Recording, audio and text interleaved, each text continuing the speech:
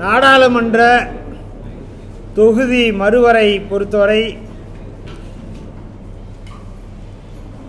ஒன்றிய அரசு, மோடி அரசு தமிழகத்திலே நாடாளுமன்ற உறுப்பினர்களின் எண்ணிக்கையை குறைக்க வேண்டும், குறைத்தால் மக்களுடைய பிரதிநிதித்துவம் குறையும் என்கிற நோக்கத்தோடு நாடாளுமன்ற தொகுதி மறுவரை பணியினை ரகசியமாக எப்படியாவது நிறைவேற்றிவிடலாம் என்கிற திட்டத்தோடு பிரதமர் மோடி அவர்களும் அமித்ஷா அவர்களும் திட்டமிட்டு கொண்டிருக்கிறார்கள். அது நம்முடைய தமிழ்நாட்டை போல பல்வேறு மாநிலங்களுக்கு தலைக்கு மேலே தொங்குகிற கத்தியாக கருதப்படுகிறது. நம்முடைய தமிழ்நாட்டை பொறுத்தவரை நம்முடைய தமிழ்நாட்டு மக்களின் மீது நேரடியாக தாக்குதலில் ஒன்றிய அரசு ஈடுபட்டிருக்கிறது. மாண்புமிகு தமிழ்நாடு முதலமைச்சர் அவர்கள் இந்தியாவிற்கே வழிகாட்டக்கூடிய வகையில் வட இந்திய மாநிலங்களில் இருக்கிற தலைவர்களுக்கெல்லாம் தகவல் தந்து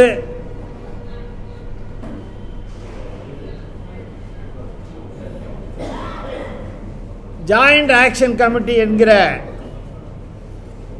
கூட்டு நடவடிக்கை குழுவினை அமைத்திருக்கிறார்கள். நம்முடைய மாண்புமிகு தமிழ்நாடு முதலமைச்சர் அவர்களும் சென்னையிலே அனைத்து கட்சி கூட்டத்தை கூட்டினார்கள். அதில் 58 கட்சிகள் தமிழ்நாட்டிலிருந்து கலந்து கொண்டிருக்கின்றன.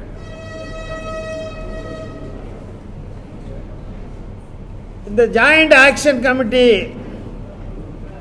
கூட்டு நடவடிக்கை குழு அமைக்கப்பட்டு அதன் முயற்சியின் அடிப்படையிலே 3 மாநில முதலமைச்சர்கள் சென்னையிலே நடைபெற்ற கூட்டத்திலே கலந்து கொண்டிருக்கிறார்கள். கர்நாடக மாநிலத்தினுடைய துணை முதலமைச்சர் அவர்களும் கலந்து கொண்டிருக்கிறார்கள். அதேபோல பல்வேறு மாநிலங்களில் இருக்கிற அந்தந்த கட்சி தலைவர்கள் எல்லாம் இந்த கூட்டு நடவடிக்கை குழு கூட்டத்திலே கலந்து கொண்டிருக்கிறார்கள். கர்நாடகா, ஒடிசா, கேரளா, பஞ்சாப் மாநிலங்களிலிருந்தும் பிரதிநிதிகள் கலந்து கொண்டிருக்கிறார்கள். 1971ஆம் ஆண்டு தமிழ்நாட்டிலும் அதேபோல வட இந்திய மாநிலங்களிலும் ஒரு சமநிலையான மக்கள் தொகை இருந்தது. ஆனால் இப்போது மக்கள் தொகை சமநிலையாக இல்லாத ஒரு நிலை இருக்கிறது. ஏனென்று சொன்னால் குடும்ப கட்டுப்பாடு, இப்படி பல்வேறு சூழ்நிலைகளின் காரணமாக நாம் எல்லாம் கடுமையாக குடும்ப நல திட்டத்தை பின்பற்றிய காரணத்தினால் இங்கே மக்கள் தொகை கட்டுக்குள்ளே இருக்கிறது. வட இந்திய மாநிலங்களிலே மக்கள் தொகை பெருகி இருக்கிறது. இன்னொன்று, நம்முடைய ஒன்றிய அரசு பீகார், உத்தரப்பிரதேசம், மத்திய பிரதேசம், ராஜஸ்தான் இந்த மாநிலங்களுக்கெல்லாம் அவர்களுடைய நிதி வரி பகிர்வாக 20% தான் வழங்குகிறார்கள். ஆனால் இந்த மாநிலங்களுக்கெல்லாம் 42.5% அளவிற்கு வரி பகிர்வின் மூலம் வருகிற நிதியினை கூடுதலாக ஒன்றிய அரசு அவர்களுக்கு வழங்குகிறது. உதாரணத்திற்கு தமிழ்நாட்டிலே 100 ரூபாய் வரி பகிர்வு தந்தால் 29 ரூபாய் தான் திருப்பி தருகிறார்கள் ஒன்றிய அரசு. அதேபோல் கர்நாடக மாநிலத்திலே 100 ரூபாய் வரி பகிர்வாக தந்தால் 14 ரூபாய்த்தான் கர்நாடகாவிற்கு திருப்பி தருகிறார்கள். ஆனால் வட இந்திய மாநிலங்களிலே 100 ரூபாய் கொடுத்தால் 425 ரூபாயை திருப்பி அந்த மாநிலங்களுக்கு வழங்குகிறது ஒன்றிய அரசு. இன்னும் கூடுதலாக சொல்ல வேண்டும் என்றால் பீகார் மாநிலத்திற்கு மட்டும் 100 ரூபாய் வரி பகிர்வு அந்த மாநிலத்திலிருந்து ஒன்றிய அரசுக்கு சென்றால் 922 ரூபாயை பீகார் மாநிலத்திற்கு ஒன்றிய அரசு வழங்குகிறது. இந்த நிலை என்பது ஒரு மாற்றாந்தாய் மனப்பான்மையோடு ஒரு கண்ணுக்கு வெண்ணையும் ஒரு கண்ணுக்கு சுண்ணாம்பும் வைக்கிற நிலையை ஒன்றிய அரசு, மோடி அரசு கடைபிடித்து வருகிறது.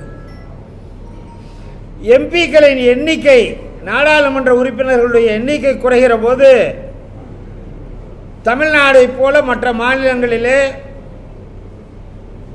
வட இந்திய மாநிலங்களே தவிர்த்து மற்ற மாநிலங்களிலே எண்ணிக்கை குறைகிறது, மக்களுடைய பிரதிநிதித்துவமும் குறைகிறது. இதை திட்டமிட்டு ஒன்றிய அரசு செய்கிறது. இன்னொன்று, எதிர்காலத்தில் வட இந்தியாவிலே ஒரு 10 மாநிலங்களில் மட்டும், அதுவும் 80% அளவிற்கு நாடாளுமன்ற தேர்தலில் வெற்றி பெற்றால் போதும், தொடர்ந்து ஒன்றிய அரசு, மோடி அரசு ஆட்சியில் இருக்கக்கூடிய வாய்ப்பு இருக்கிறது. மீதி இருக்கிற 18 மாநிலங்களை பற்றி கவலைப்பட வேண்டிய அவசியமே அவர்களுக்கு இல்லாத ஒரு நிலை இருக்கிறது.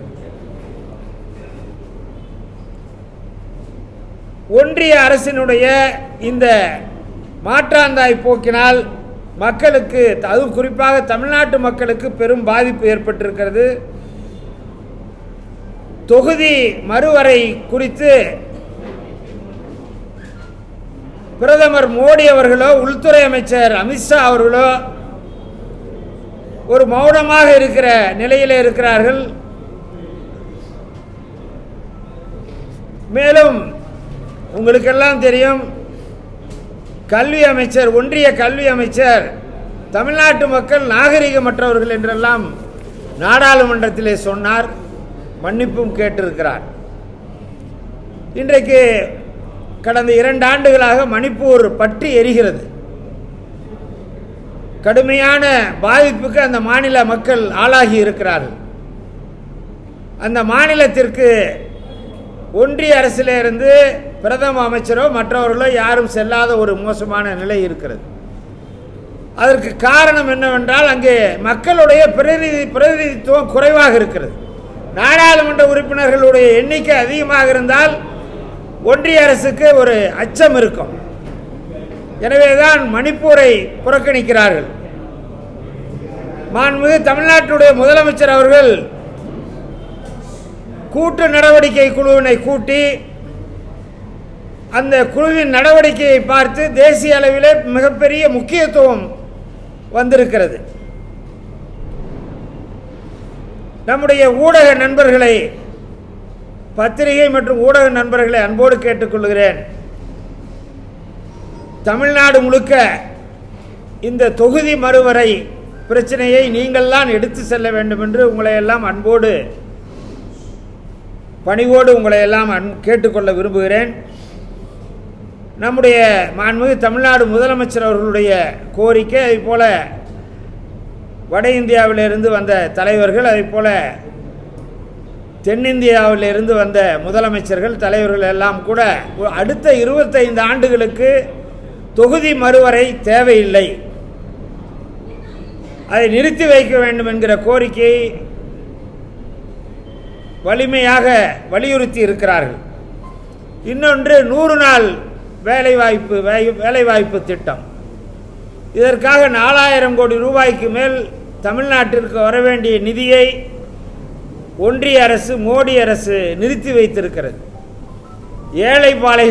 ஏழைப்பாளைகள் வயிற்றிலே அடிக்கிற அரசாக, அவர்களை துன்புறுத்துகிற அரசாக ஒன்றிய அரசு, மோடி அரசு இன்றைக்கு இருந்து கொண்டிருக்கிறது.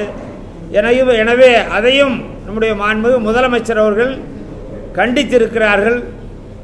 அந்த நிதியினை வழங்க வேண்டும் என்று கோரிக்கை வைத்திருக்கிறார்கள். எனவே பத்திரிகை நண்பர்கள், ஊடகத்துறை சேர்ந்த நண்பர்களை எல்லாம் கேட்டுக்கொள்கிறேன்.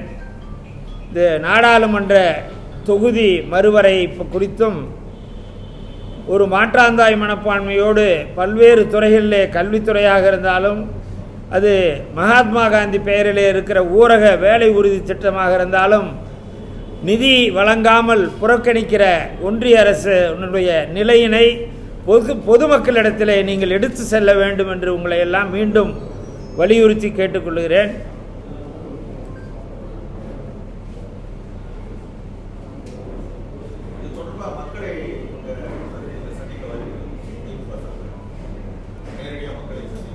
நேற்றைய தினம் தமிழ்நாட்டில் அனைத்து ஊராட்சி ஒன்றியங்களிலும் ஒவ்வொரு ஊராட்சி ஒன்றியத்திலும் 2 இடங்களில்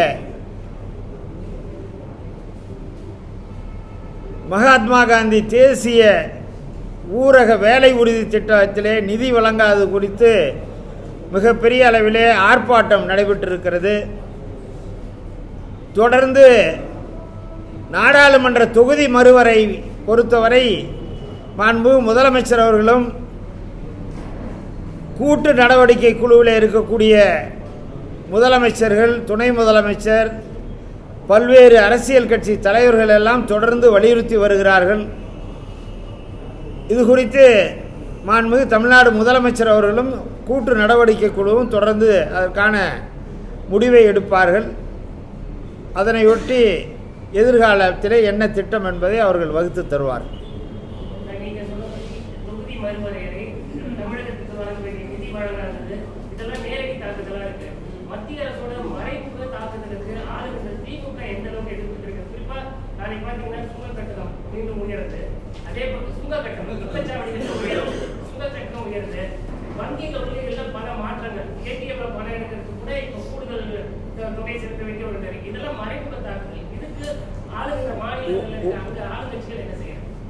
ஒவ்வொரு தமிழ்நாட்டை பொறுத்தவரை தொடர்ந்து நம்முடைய மாண்புமிகு முதலமைச்சர் அவர்கள் எல்லா பிரச்சனைகளுக்கும் ஒன்றிய அரசினுக்கு அழுத்தம் தந்து இதையெல்லாம் நிறைவேற்றக்கூடாது, இதை ஒரு மாற்றாந்தாய் மனப்பான்மையோடு நடந்து கொள்ளாதீர்கள், சுங்க கட்டணமாக இருந்தாலும் மற்ற பல்வேறு பிரச்சனைகளை எல்லாம் ஒரு கடுமையான மத்திய அரசை வலியுறுத்துகிற வகையிலே நம்முடைய மாண்புமிகு முதலமைச்சர் அவர்கள் நடந்து கொண்டிருக்கிறார்கள்.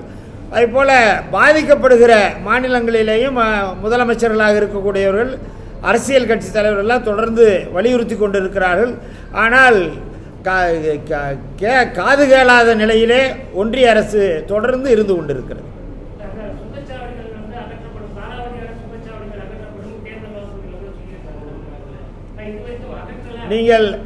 நீங்கள் குறிப்பிடுகிற நிலை வந்திருக்கும், அமைந்திருக்கும்.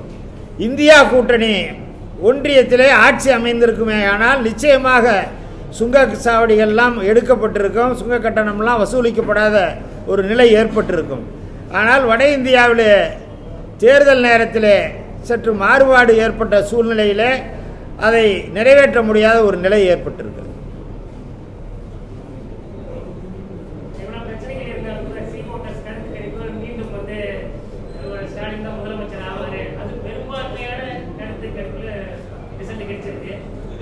மாண்புமிகு முதலமைச்சர் அவர்களை பொறுத்தவரை இந்தியாவிலேயே ஒரு முதன்மையான நம்பர் 1 முதலமைச்சராக, நிர்வாக திறமை உள்ள முதலமைச்சராக, மக்களின் மீது அக்கறை உள்ள முதலமைச்சராக நடந்து கொண்டிருக்கிறார்கள். எனவே நம்முடைய மாண்புமிகு முதலமைச்சர் அவர்களுடைய செயல்பாடுகள், நிர்வாக திறமை, மக்கள் மீது கொண்டிருக்கிற அக்கறை இவற்றையெல்லாம் தமிழ்நாட்டு மக்கள் உணர்ந்து இருக்கிறார்கள். எனவே எதிர்காலத்தில் மாண்புமிகு முதலமைச்சர் அவர்களுக்காகவே மீண்டும் திராவிட முன்னேற்றக் கழக கூட்டணி ஆட்சி தமிழ்நாட்டிலே அமையும் என்கிற அந்த 100% நம்பிக்கை பொதுமக்களுக்கும் இருக்கிறது. திராவிட முன்னேற்றக் கழக கூட்டணியில் இருக்கிற எங்களுக்கெல்லாம் இருக்கிறது.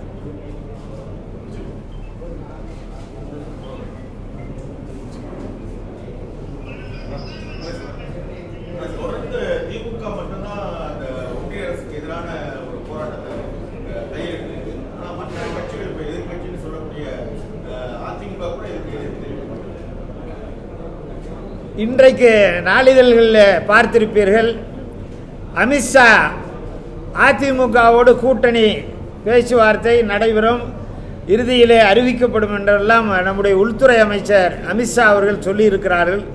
எனவே இதை தான் கடந்த 2 ஆண்டுகளாக மாண்புமிகு தமிழ்நாடு முதலமைச்சர் அவர்கள் அதிமுக பாஜக கள்ள உறவு, கள்ள கூட்டணி என்று தொடர்ந்து சொல்லிக் கொண்டிருந்தார்கள். அது இன்றைக்கு மாண்புமிகு முதலமைச்சர் அவர்கள் சொன்னது இன்றைக்கு நிரூபணமாகி இருக்கிறது.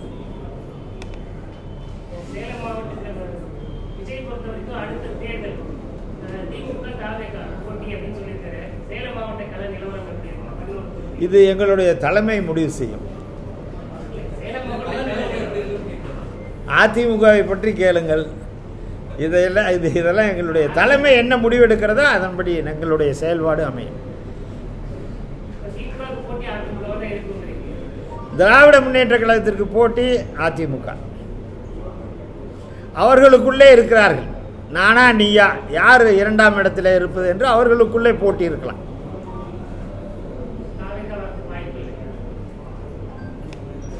அது நீங்களாக முடிவு செய்யுங்க.